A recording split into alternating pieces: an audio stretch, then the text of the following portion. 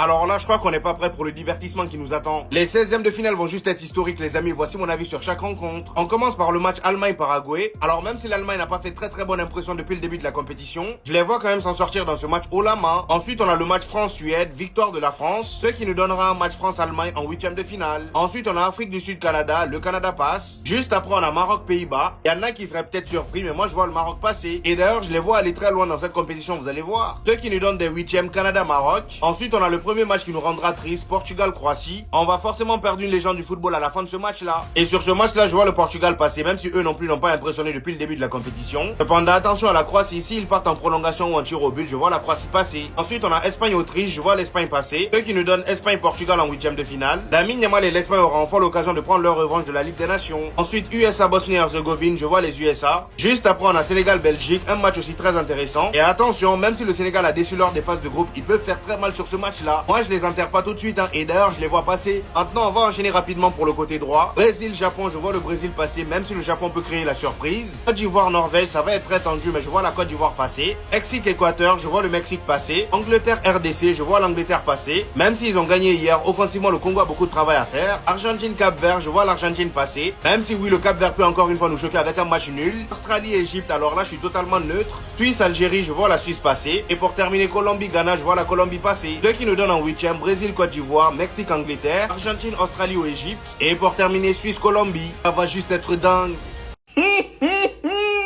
C'est l'heure. Nous y est. Voilà, comme j'aime bien dire, nous y est. Les 16e de finale de la Coupe du Monde, on les connaît. Et il y aura des affiches, je pense, qui vont être très compliquées. Avant de rentrer dans le vif du sujet, félicitations à tous les pays africains qualifiés. Ils ont fait taire tout le monde. Il n'y en a qu'un seul. Bon, on va pas trop les mettre en valeur, mais merci à tous les pays qualifiés. On commence par la première affiche, j'en ai déjà parlé. Belgique-Sénégal, ça va être très chaud. Gros match. Là, j'ai dit la nouvelle devise des Sénégalais, c'est Stay Humble. On attend de voir. Ensuite, le Congo fera face à l'Angleterre. Très gros choc pour mes Congolais. Il faudra aller la chercher. Mais comme on a dit, Portugal aux maîtrisable. Angleterre aux maîtrisable aussi. Voilà. L'équipe de France fera face à la Suède. Bon, avec tout le respect que j'ai pour la Suède, mettez-vous sur le côté. C'est fini pour vous. Faudra quand même faire attention à Gyökeres. Pourquoi tu parles? Ensuite, l'Espagne de Lamine Yamal affrontera l'Autriche. Bon, je pense que là, promenade de santé, ça va le faire. Mais bon, sait-on jamais. Comme je l'ai dit, dans cette Coupe du Monde, tout est possible. Ensuite, l'Algérie qui vient tout juste de se qualifier affrontera la Suisse. Et franchement, c'est un bon tirage pour l'Algérie. Il y a moyen de faire quelque chose. Même si la Suisse, ça reste costaud, je pense que l'Algérie, s'ils font un match vraiment XXL, ils peuvent les sortir. Ensuite, mes Capo Verde, ah là là, vous n'avez pas été vernis, mes frères. Non, vous n'avez pas été vernis. C'est l'Argentine de Lionel Messi qui arrive sur vous. Bon, là, il faudra faire un exploit. On va pas se mentir, il faudra faire un exploit. Mais allez, en vrai, j'ai envie d'y croire. Let's go. En fait, la Coupe du Monde, c'est fait pour rêver. On va rêver, en fait. C'est un des chocs des 8e de finale, mine de rien. Le Portugal, même s'ils n'ont rien montré à part contre l'Ouzbékistan.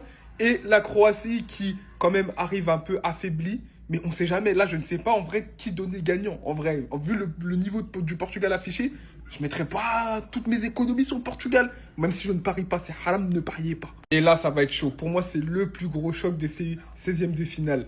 Les Pays-Bas face au Maroc. Dans un autre monde, on aurait dit que c'est un go fast. Mais calmons-nous, nous sommes dans le football. Et ça va être un très gros match. Franchement, c'est très équilibré. Mais le Maroc peut le faire vu ce qu'on a vu de eux sur cette phase de poule. Il y aura la Côte d'Ivoire face à la Norvège. Et là, ça va être un gros match aussi. Grosse opposition parce que la Norvège, ce qu'ils ont montré face au Sénégal, ça a montré que c'est pas un petit morceau. Et la Côte d'Ivoire aussi, pendant les poules, ça a été très sérieux. On verra. Voilà, on verra. Je vais pas faire tout en détail, mais Colombie-Ghana. Ah là là, les Ghanéens aussi, ça va être compliqué parce que la Colombie, ce qu'ils ont montré, c'est très fort. Ensuite, Australie-Égypte. Là, l'Égypte, il y a un gros billet à prendre. Franchement, faut le dire. Ensuite, Allemagne-Paraguay. Bon, voilà, je pense qu'il n'y aura pas trop de surprises. Et Brésil-Japon. Attention.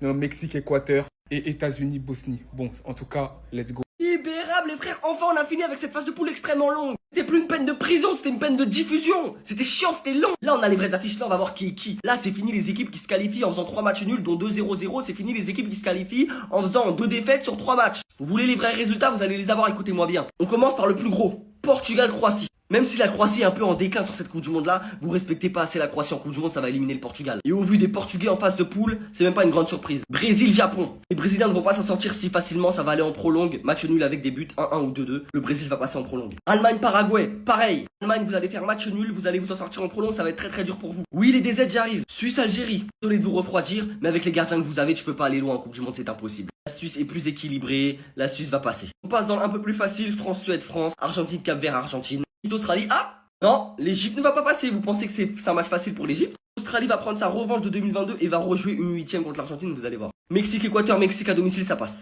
Espagne-Autriche, l'Espagne passe d'un but d'écart. Voilà, ils vont se faire peur, ils vont perdre leur statut de favori. Angleterre-Congo. Oui, le Congo a montré qu'ils peuvent tenir des grosses équipes. Tenir des grosses équipes, ça veut dire faire match nul, comme ils l'ont fait contre le Portugal. Sauf que faire un match nul en 16e de finale, bah après il y a des prolongues. Et sur 120 minutes, quoi qu'il arrive, l'Angleterre sera au-dessus, l'Angleterre passe. Côte d'Ivoire-Norvège. L'équipe B de la Norvège a posé des problèmes à l'équipe de France. L'équipe A de la Côte d'Ivoire, c'est une victoire poussive contre l'Équateur, une victoire poussive contre le Curaçao. Je vois la Norvège passer, peut-être sur un match serré, mais je vois la Norvège passer. Ghana-Colombie, le Ghana en Coupe du Monde, c'est souvent très solide. La Colombie, c'est le outsider de cette Coupe du Monde, ils vont passer. Le plus gros match de ces 16e, le Go Fast. Pays-Bas-Maroc, je vois ça ultra serré, je vois ça au penalty. Et si on suit ma logique au penalty, c'est le Maroc qui remporte, ils ont un très grand gardien sur les penalties. Le Maroc passe. États-Unis à domicile contre la Bosnie, ça passe. Et le Belgique-Sénégal, très serré aussi. Je vois le Sénégal passer sur les 90 minutes. Si c'est le Portugal qui a le parcours de l'Argentine des 16e jusqu'en finale, vous êtes tous en train de dire que c'est pour donner la Coupe du Monde à Cristiano Ronaldo. Alors attention, ne dites pas ce que j'ai pas dit. J'ai pas dit que l'Argentine de Messi était favorisée pour qu'il aille facilement jusqu'en finale. Ah bon, on le pense tous, mais faut pas trop le dire. Parce que les mecs, faut quand même pas exagérer. L'Argentine va jouer quand même en 16e de finale l'ogre du Cap-Vert, peut-être une des meilleures équipes de la compétition. S'ils gagnent l'ogre du Cap-Vert, ils jouent en 8e l'Égypte ou l'Australie. C'est quand même du très très lourd. Mais attends, s'ils gagnent en 8e l'Égypte ou l'Australie en quart de finale, et là, c'est quand même monstrueux. Ils se tapent soit la Suisse, soit l'Algérie, soit la Colombie, soit le Ghana. On est en train de parler d'un quart de finale, hein, pas du premier tour. Sans oublier la faute du meilleur joueur de tous les temps contre l'Algérie. Il doit prendre carton rouge, mais ça, pareil, j'ai vu personne en parler. Et encore une fois, si c'est Cristiano Ronaldo qui fait cette faute, tout le monde en parle, il prend carton rouge et la compétition pour lui, elle est terminée. Mais revenons-en à nos moutons. Vous pouvez regarder n'importe quelle équipe des 16e jusqu'en quart. Quand on regarde l'équipe de France, s'il passe en 8e, il joue l'Allemagne. Le Portugal se tape l'Espagne en 8e. Tout ça pour vous dire que on favorise des équipes. Bon, non. C'est le hasard du calendrier, diront-ils. Et en prime, si Lionel Messi finit meilleur buteur en marquant contre des équipes éclatées depuis le début de la compétition, on dira « Oh, il va prendre le ballon d'or !» Il va prendre le ballon d'or alors qu'il a marqué contre des équipes éclatées au sol jusqu'à maintenant.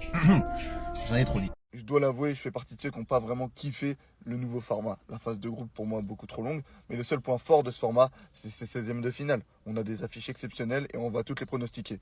On commence par Allemagne-Paraguay, je vois l'Allemagne. France-Suède, je vois la France. Afrique du Sud-Canada, je vois le Canada. Pays-Bas-Maroc, là ça va être serré, mais je vois les Marocains le faire.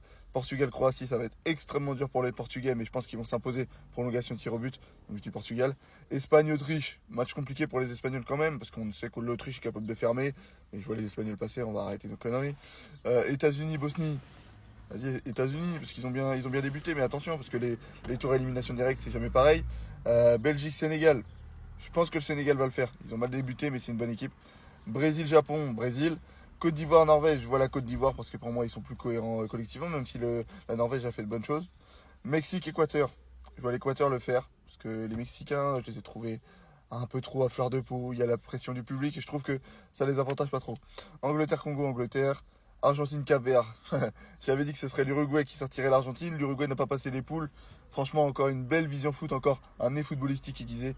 Mais malheureusement, non. L'Argentine a un parcours extrêmement simple. Et là, ça va passer sans problème. Nouvelle-Zélande, Égypte.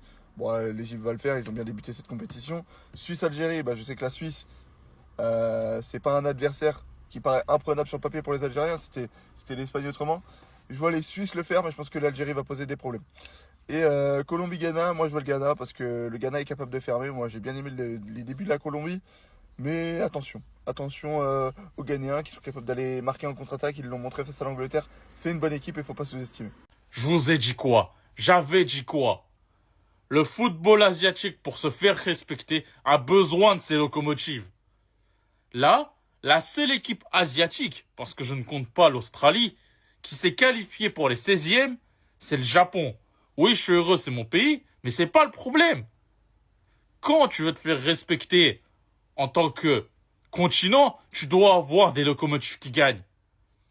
La conférence de presse de Ryan, le joueur brésilien, On lui a posé la question, qui vous fait peur dans cette équipe japonaise? Il a dit, ah désolé, je connais aucun joueur. Bien sûr, ils ont pas peur. Tu te fais pas respecter.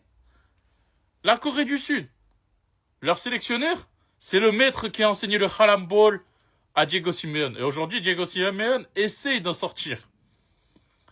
Tu benches tes stars. La fédération est catastrophique. T'as l'un des pires jeux de la Coupe du Monde. Et tu sors comme ça. Le Qatar, double champion d'Asie. Le Japon n'a même pas réussi à les battre. Et vous me dites que c'est peut-être l'une des pires, voire la pire équipe de toute la Coupe du Monde. Il y a un mec, carrément, il a cassé une jambe. Que tu me dises que l'Ouzbékistan ne passe pas, c'est la première Coupe du Monde, je peux comprendre. Mais en tant que pays asiatique, on a besoin des locomotives pour se faire respecter. C'est une honte que seul le Japon soit passé. Surtout qu'on rappelle, 32 équipes, les meilleurs troisièmes, même pas capables.